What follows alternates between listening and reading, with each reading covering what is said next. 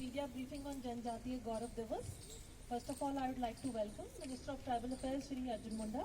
Sir will be briefing you all and giving an overview of the celebrations of Janjatiya Gaurav Divas. I also want to welcome Secretary Tribal Affairs, Shri Anil Kumar Jha, and also Shri Navaljeet Kapoor, Joint Secretary Tribal Affairs. In the beginning, Sir will give an overview of how we wish to go about the celebrations, because it is now the second anniversary of Janjatiya Gaurav Divas, which we are celebrating this year, and it is a matter of great pride for the tribal community that under the leadership of Prime Minister, as 15 November, the birth anniversary of Shri Birsa Munda ji has been declared as Janjatiya Gaurav Divas. So I would like to hand over the mic to the Honorable Minister, who sir kindly. आप सभी पत्रकारों का इस पत्रकार वार्ता में स्वागत है। जैसे कि आप सबको बताया गया कि भारत सरकार ने यशस्वी प्रधानमंत्री नरेंद्र भाई मोदी के नेतृत्व में राष्ट्रीय स्तर पर राष्ट्रीय जनजातीय गौरव दिवस मनाने का तिथि निर्धारित किया है। 15 नवंबर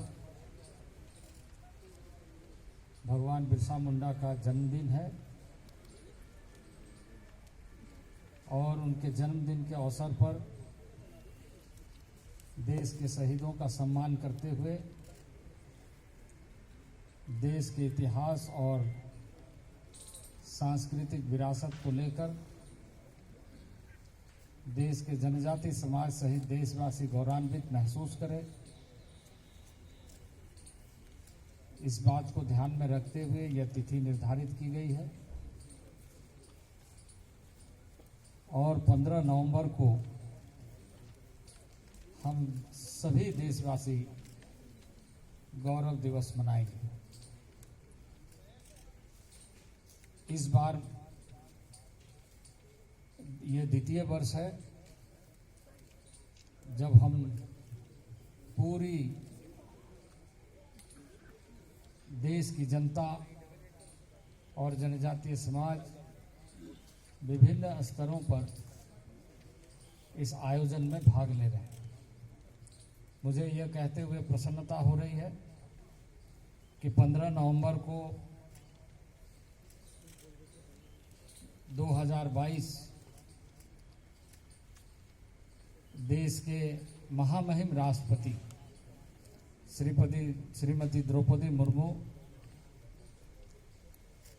भगवान बिरसा मुंडा के जन्मस्थली खूंटी में श्रद्धांजलि अर्पित करने के लिए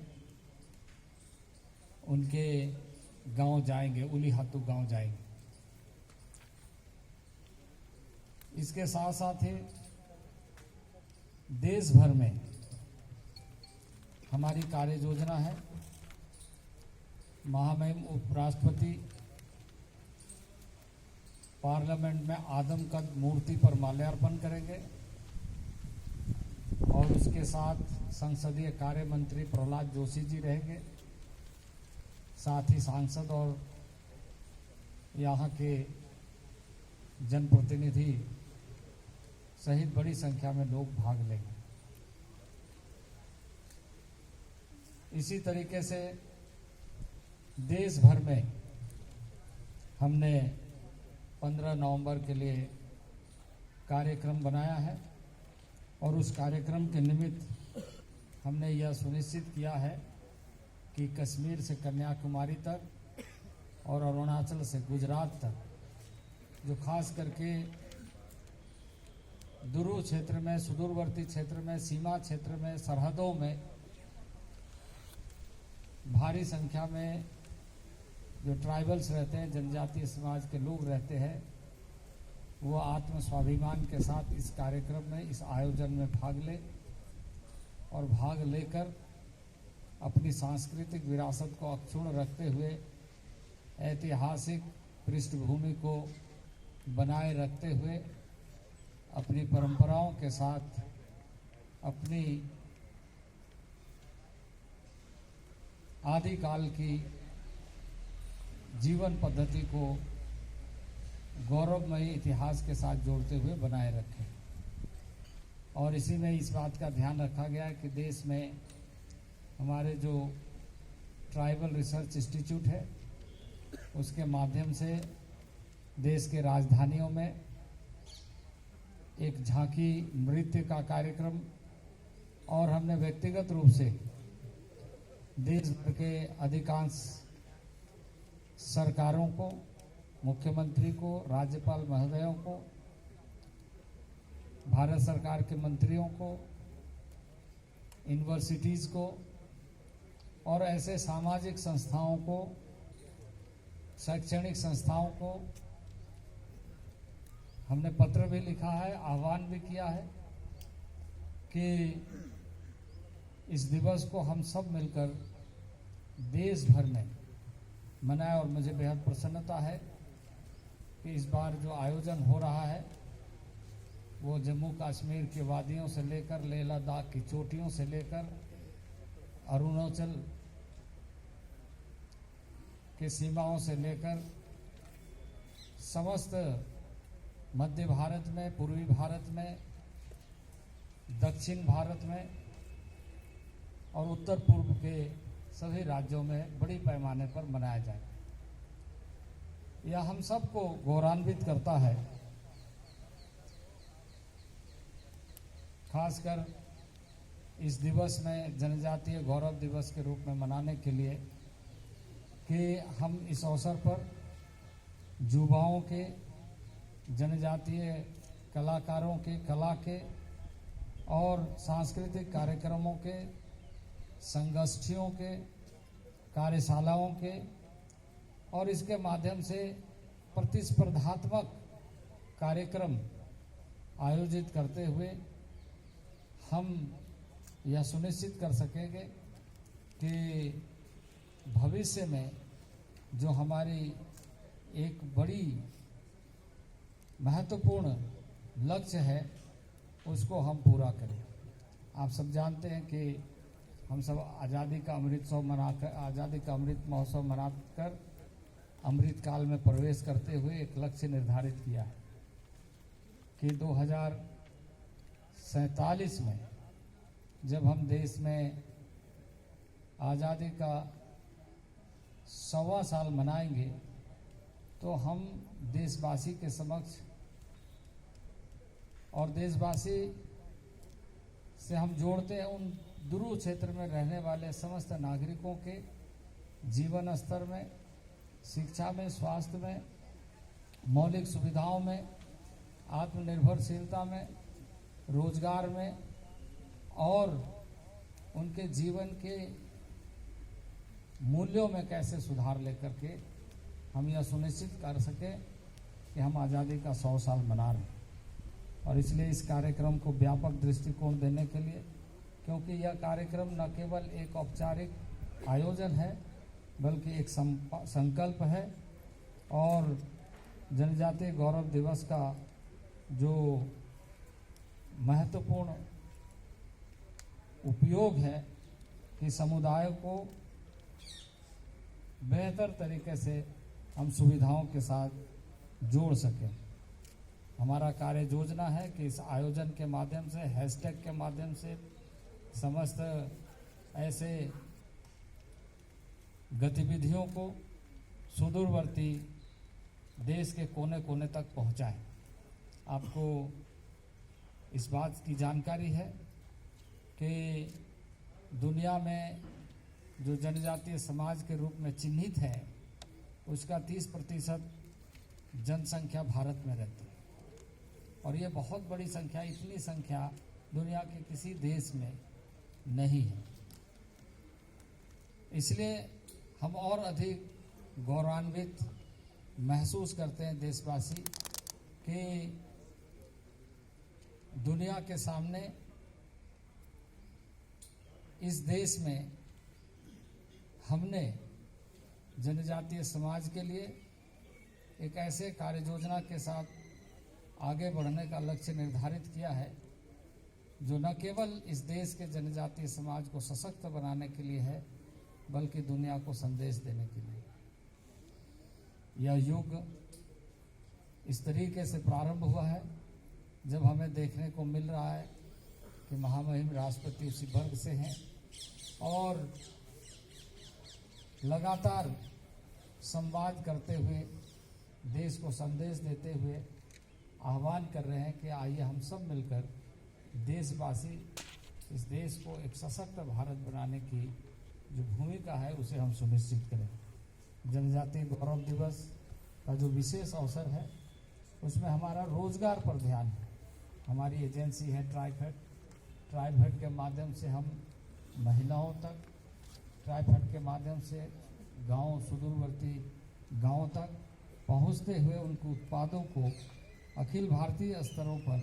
कैसे पहुंचाया जाए इसका प्रयत्न कर रहे हैं। और इसी कड़ी में इस कार्यक्रम के माध्यम से 15 नवंबर से 27 नवंबर तक इंदौर में ग्रामीण हाट का एक आदि महोत्सव का आयोजन भी किया जा रहा है। इसी तरीके से 15 से 21 नवंबर तक दक्षिण गुवाहाटी में लखीदर बोरा क्षेत्र में एक आदि बाजार लगाया जा रहा है। पांडिचेरी में भी 15 नवंबर से 21 नवंबर तक क्राफ्ट बाजार का आयोजन किया जा रहा है। 15 नवंबर से 21 नवंबर तक देहरादून उत्तराखंड प्रांत में भी आयोजन किया जा रहा है। इसी तरीके से 15 से 24 नवंबर तक कोलकाता में भारतीय संग्रहालय में एक आदि चित्र कार्यक्रम का भी आयोजन किया जा रहा है। इसके पीछे हमारा जो उद्देश्य है वो उद्देश्य है कि आर्थिक दृष्टि से, सामाजिक दृष्टि से, सांस्कृतिक दृष्टि से, शैक्षणिक दृष्टि से हम ज़्यादा से ज़्यादा जागरूकता भी पैदा करें, लोगों को जोड़े भी, और यह भी सुनिश्चित करें कि वो लक्ष्य आधारित अपने को जोड़ते हुए सहभागी बनने के लिए वो और अधिक तत्पर है और वह स्वयं भी जागरूकता के साथ आने वाले दिनों में अपनी भूमिका सुनिश्चित करना चाहते हैं। मंत्रालय के माध्यम से हमने जो लक्ष्य निर्धारित किया है कार्यक्रमों का, उस लक्ष्य में आप सबको जानकारी है। और यह इस समय जो हम सब ने कार्यक्रम प्रारंभ किया है, जिसकी हम चर्चा कई बार कर चुके हैं, लेकिन पुनः हम आपको स्मरण कराना चाहते हैं, स्मरण कराते हुए कि हमारा जो लक्ष्य है कि गैप को हम कम से कम समय में कैसे सुनिश्चित करें। राज्य सरकारों के अधीन शिक्षा की बड़ी जिम्मेदारी रहती है, लेकिन इसके बावजूद भी वो क्षेत्र ध्रुव क्षेत्र होने के कारण गैप रहता है। अभी हमारा कार्यक्रम एकलव्य मॉडल स्कूल का चल रहा है। 740 विद्यालय बनने के तरफ लगातार कार्यक्रम बढ़ रहा है और कार्य प्रारंभ हुआ है। उसमें 392 एकलव्य मॉडल आवासीय विद्यालय, जिन विद्यालयों में ये श्रृंखला, ये गौरव दिवस का कार्यक्रम का आयोजन भी किया जा रहा है। और राष्ट्रीय स्तर पर यह कोशिश किया जा रहा है कि बहुमुखी प्रतिभा, बहुआयामी व्यक्तित्व का निर्माण कराने के लिए एक विद्यालय में जितनी आवश्यकता है उसको हम पूरा करें। आप सबको खुशी होगी कि अभी हमने एकलव्य मॉडल स्कूल में 100 से अधिक आर्चरी एकेडमी का निर्माण कराने का काम प्रारंभ कर दिया है। और यह अभूतपूर्व कार्य योजना में से एक है कि हमारा मंत्रालय, ट्राइबल अफेयर्स मिनिस्ट्री और इसके साथ साथ एनटीपीसी अपने कार्यक्रम में सम्मिलित किया है। और मैं समझता हूँ कि एक बड़ा कार्य योजना बन रहा है